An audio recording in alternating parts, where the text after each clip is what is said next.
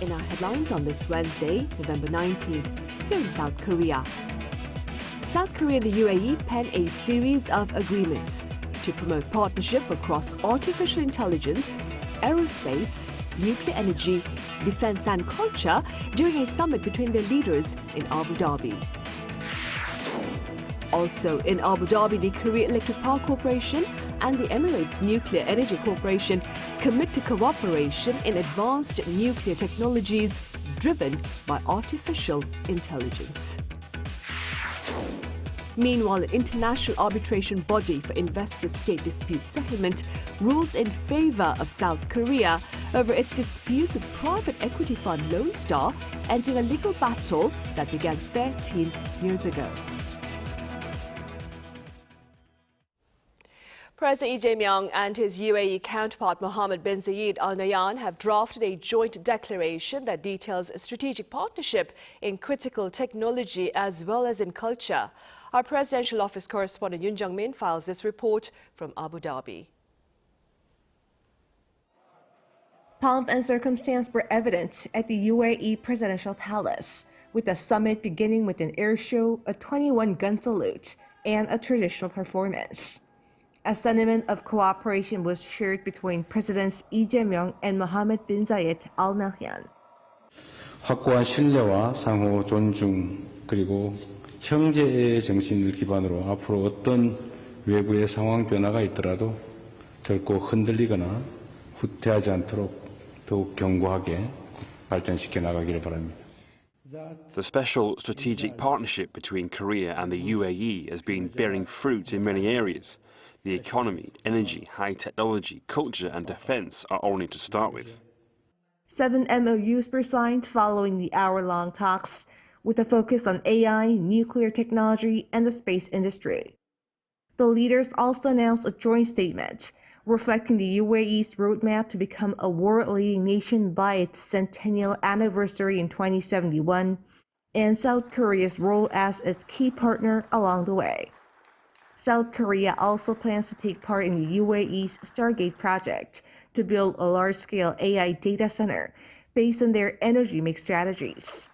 The two countries will also expand cooperation on the semiconductor supply chain.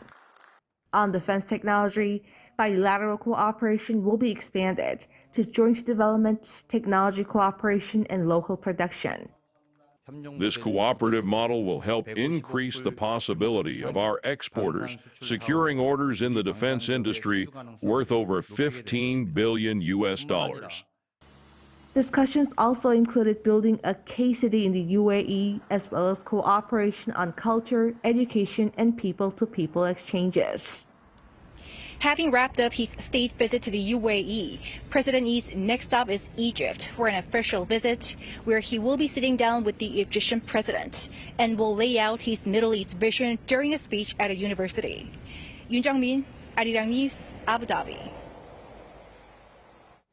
Now, as mentioned in that report, within the ambitious agenda between South Korea and the UAE is cooperation in AI-driven nuclear technologies to jointly enter third country nuclear energy markets. Our economic correspondent Moon Ji-young has details. South Korea and the United Arab Emirates are expanding their cooperation in the nuclear sector, not just at home, but with an eye toward global markets. Following Tuesday's summit, the two countries signed a series of agreements aimed at bringing next-generation AI-powered nuclear technologies to project in third countries. According to the Ministry of Trade, Industry and Resources, the two sides exchanged memorandums of understanding covering nuclear cooperation as well as broader trade. A key agreement was signed between the Korea Electric Power Corporation and the UAE's Emirates Nuclear Energy Corporation. The two sides committed to strengthening collaboration on advanced nuclear technologies, including artificial intelligence, operational simulation systems, and the digitalization of power plant data. By integrating these digital and AI tools, the two companies aim to enhance the safety and efficiency of nuclear operations. They also plan to take the successful Barakah nuclear power plant model and expand it as a joint export package to third country markets. Barakah is the first Korean-built nuclear plant operating overseas. These MOUs marks a shift from simple export to joint development, joint production, and even entry into global market. So in nuclear energy, the Barakosh nuclear power plant has already become a major successful story. And now both sides want to expand into small modular reactor SMRs or nuclear AI and joint bid a global market. In addition to nuclear cooperation, Seoul and Abu Dhabi also broadened their economic partnership. Seoul's Trade Ministry and Abu Dhabi's Foreign Trade Ministry signed an MOU regarding the administration of the Korea-UAE Comprehensive Economic Partnership Agreement. Once it takes effect, an economic cooperation committee will be launched immediately to identify high-demand areas for bilateral cooperation and to streamline the implementation of the agreement. Moon Ji-young, Arirang News. Also on Tuesday, President Lee Jae-myung attended a cultural performance at the Presidential Palace in Abu Dhabi following his summit with his UAE counterpart Mohammed bin Zayed Al Nahyan. The performance took place in the Spirit of Collaboration Hall and featured Korean traditional music and K-pop, as well as the UAE's traditional Al Ayala dance, a UNESCO-listed intangible cultural heritage. The show included some 300 guests.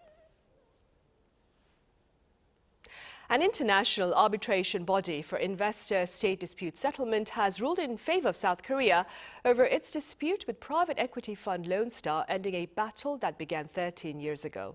Our An Sung-jin walks us through the legal saga. The South Korean government has won a dispute against the foreign private equity fund Lone Star. The dispute had been going on for more than a decade.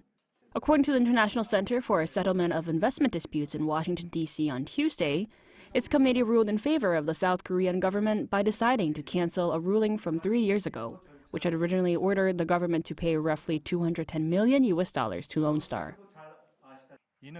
This is a major achievement that protected national finances and taxpayer money, as it recognizes South Korea's sovereignty over financial supervision. This is the result of proactive litigation and responses from relevant government ministries, led by the Justice Ministry. The lawsuit goes back more than 13 years when private equity fund Lone Star filed a $4.6 billion compensation claim against the Korean government in 2012. Lone Star had purchased Korea Exchange Bank in 2003 for 1.3 trillion Korean won and sold it 9 years later, making a profit of more than 4 trillion won. Despite the profit, the fund filed an international lawsuit claiming that the government interference prevented it from selling at a higher price. In 2022, the International Center for a Settlement of Investment Disputes ruled that South Korea pay compensation of 4.6%, what Lone Star had sought, to which both sides requested an annulment. The presidential office on Tuesday welcomed the victory in the lawsuit and added that the ruling corrects the error in the previous arbitration ruling, which held the government liable for compensation. The government also announced that the committee ordered Lone Star to reimburse 7.3 billion won, roughly $5 million, in legal costs incurred during the annulment process within 30 days. With this, the nearly 20-year saga with Lone Star has come to an end. An Sung-jin, Arirang News.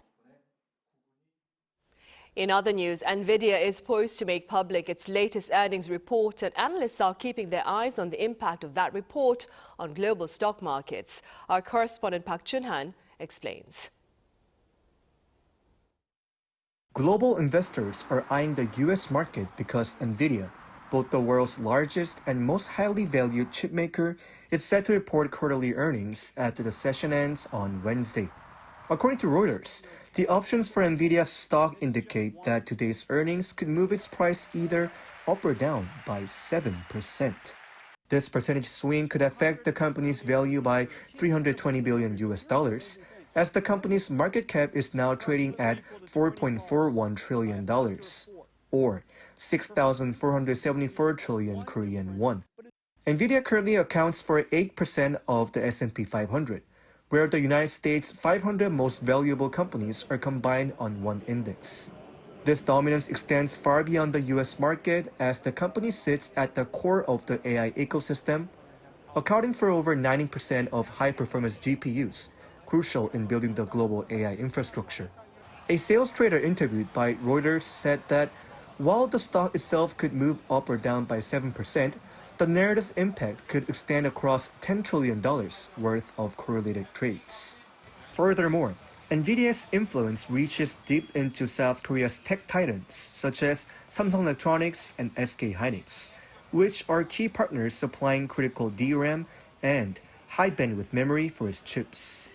Meanwhile, the past few weeks have seen strong sell-offs by investors who doubt AI's potential and question whether the massive capital spending on AI infrastructure will ever yield matching profits. As a result, NVIDIA lost its status as a $5 trillion company, with its shares now trading more than 14% below their peak. Park Junan, Arirang News.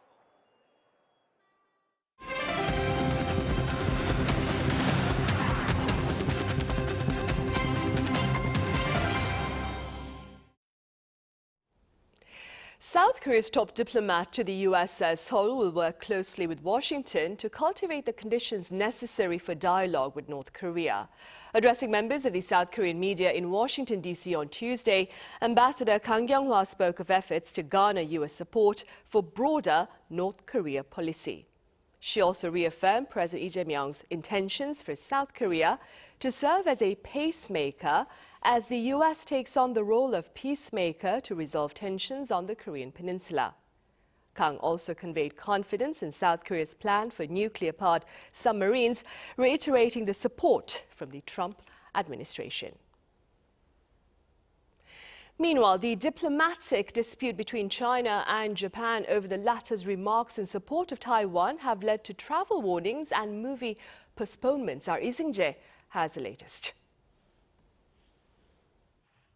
Tensions between China and Japan are rising sharply, with Beijing rolling out a wave of retaliatory measures following Japanese Prime Minister Sanae Takaichi's recent remarks suggesting that military action by China against Taiwan could justify a response from Tokyo.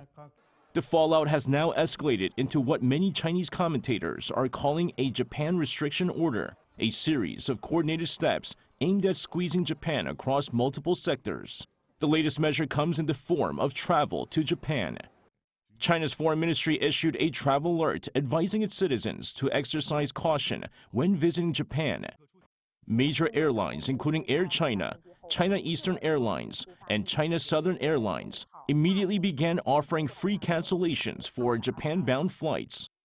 Within just a few days, some 491,000 tickets to Japan were canceled by Chinese travelers. China's Ministry of Education also warned that public safety conditions in Japan had deteriorated and that crimes targeting Chinese nationals were on the rise, urging students to reconsider plans to study there. Reports also emerged that the release of upcoming Japanese films in China would be suspended. Titles affected include popular animated franchises like Crayon Shin-chan and Cells at Work. Analysts say the pattern is clear. China is strategically selecting areas where its large domestic market gives it leverage and where Japan's economic ties to China are most sensitive. With state media warning that further countermeasures and even suspension of bilateral exchanges remain on the table, concerns are mounting that this standoff could harden into a prolonged diplomatic confrontation. Lee Seung-jae, Arirang News. Also on the international front, Israel launched an air raid against a Palestinian refugee camp in southern Lebanon on Tuesday, killing more than a dozen people. Our Moon Hye-ryan reports. At least 13 people have been killed in an Israeli airstrike on a city in southern Lebanon. Lebanon's health ministry said Tuesday that 4 others were wounded in the strike, which Israel claims targeted militants at a training compound inside the country's largest Palestinian refugee camp. Palestinian refugees make up a significant community in Lebanon, most of them descendants of families displaced during the 1948 war. Many now live in densely populated camps where groups like Hamas have maintained influence for decades. Eyewitnesses dispute Israel's account. They struck a civilian area. There's nothing there, just a parking lot. They claim it's a military camp, but there is no camp.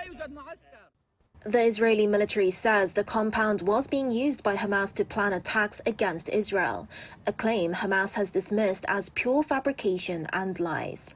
The group condemned the strike, insisting it has no military facilities in Palestinian camps in Lebanon and that the site was an open sports field. The IDF said it used precision munitions, aerial surveillance and additional intelligence to minimize civilian casualties. Israel currently maintains 5 military posts inside Lebanon and regularly carries out strikes in the country's south, saying they target Hezbollah or at times Hamas operatives.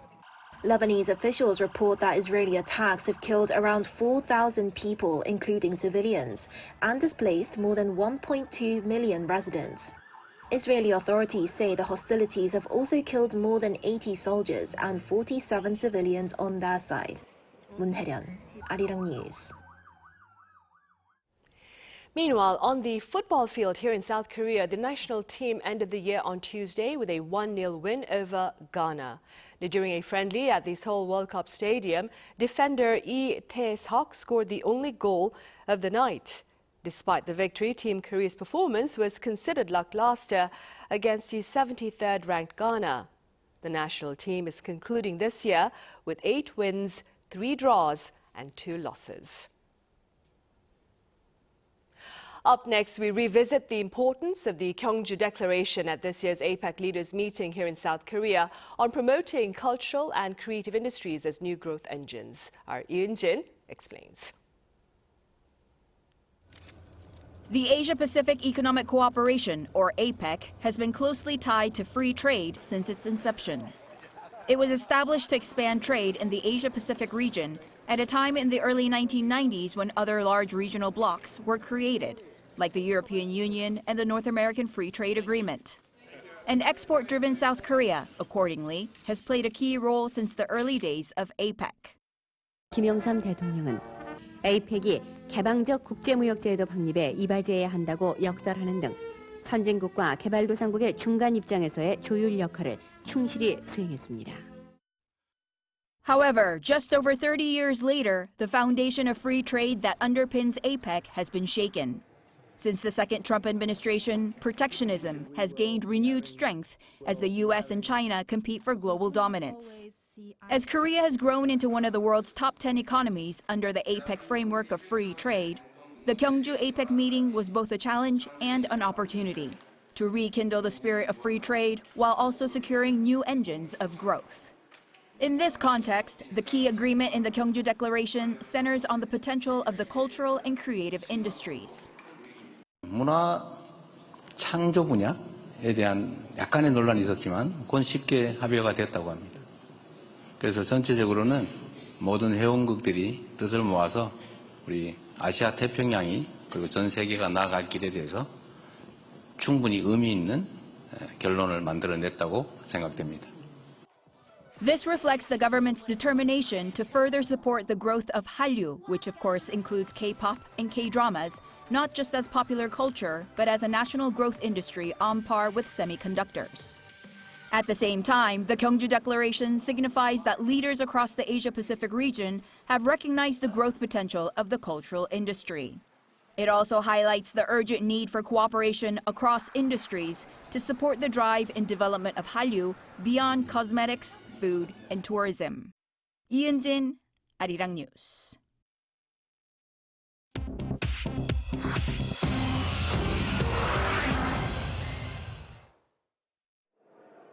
This is The World Now, bringing you everything you need to know from around the globe. We begin in the U.S. today. A bill requiring the U.S. Justice Department to release records related to the lead convicted sex offender Jeffrey Epstein has cleared both the House and the Senate, and now moves to President Donald Trump's desk to be signed into law. In the House, the measure passed overwhelmingly with a 427-1 vote, following a month of delay caused by Republican opposition and earlier hesitation from Trump. Trump, however, on Monday said he would sign a bill requiring the Justice Department to release all records on Epstein if it reaches him. The legislation will make public a comprehensive set of documents detailing how federal authorities handle the Epstein case. Previously, over 20,000 pages of documents related to Epstein were released by lawmakers last week. In Chile, at least 5 tourists have died in a snowstorm in the Torres del Paine National Park. 4 others who are missing have been found alive. Authorities are working to recover the bodies of those who died. Chilean President Gabriel Boric expressed condolences and confirmed that police and army teams have been deployed to assist with rescue and recovery efforts, which have been made difficult by heavy snowfall and winds reaching 190 kilometers per hour. Officials said the tourists were hiking without a guide and became lost in a remote area of the park, requiring a 4 to 5 hour trek from the nearest accessible point. Parts of the national park remain closed due to the severe weather. U.S. film star Tom Cruise has received his first Oscar, an honorary statuette, at Hollywood's annual Governor's Award. The 63-year-old actor, known for Top Gun and Mission Impossible, was celebrated alongside Dolly Parton, Debbie Allen, and Wynn Thomas. Cruise paid a tribute to filmmakers and collaborators across his 45-year career, highlighting the power of cinema to connect audiences and inspire imagination. The Academy cited Cruise's dedication to filmmaking, theatrical experiences, and performing his own stunts as reasons for the honor, recognizing his enduring influence on the film industry. Yoon Se-young, Arirang News.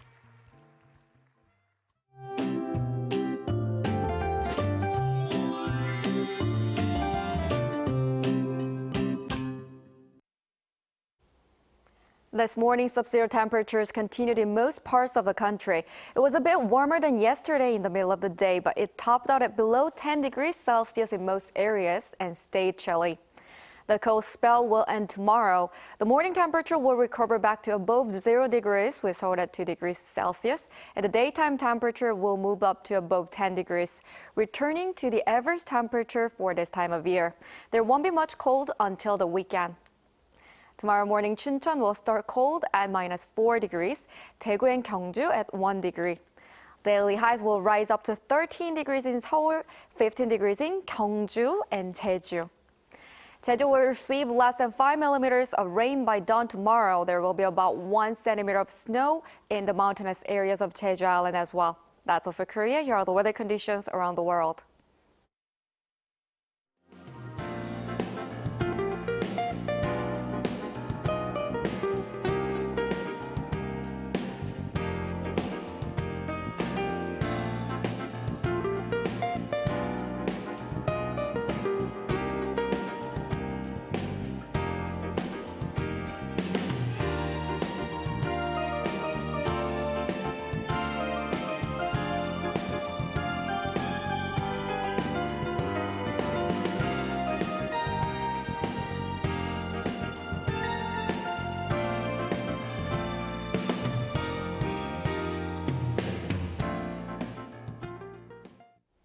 Those are the headlines at this hour here in South Korea. Coming up next is our daily panel session.